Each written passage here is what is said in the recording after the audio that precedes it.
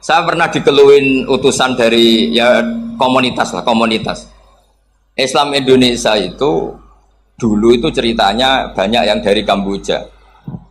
Dari kalau dulu orang cerita itu orang Cempa.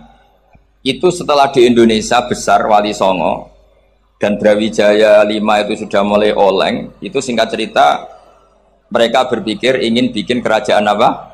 Islam di Demak Mintoro dengan raja pertama yaitu Raden Fatah, karena Raden Fatah ini putra Brawijaya. Padahal setelah jadi kerajaan ini era cucu sudah konflik berebut kekuasaan. Akhirnya sampai jadi Jipang, jadi Jogja, jadi Solo dan seterusnya. Tapi kata Mbah Mun itu tetap barokah. Karena orang Islam terus terbiasa mimpin. Sekeliru-keliru sidik, pokoknya orang Islam biasa mimpin.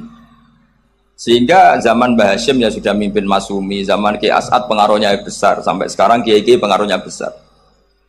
Nah barokahnya Kiai pengaruh besar ini sampai moral jadi ukuran. Misalnya sekarang ada calon bupati kok nggak sholat, itu pasti kalah. Jadi sholat itu jadi tolok ukur untuk calon apa?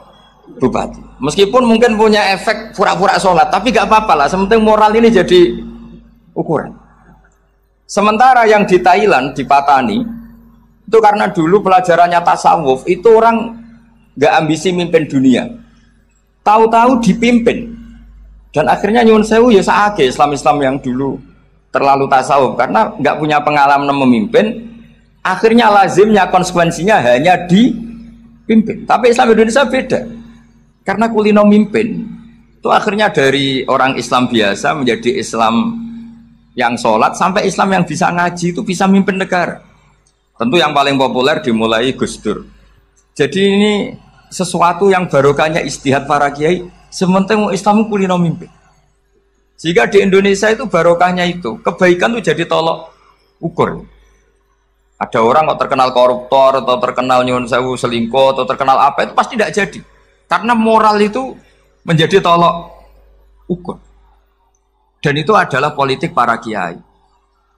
Jadi ini saya cerita, dan itu negara juga akhirnya untung karena seleksi agama sama negara itu sama-sama kiai ya bilang negara harus dipimpin orang soleh, negara juga bilang seperti itu.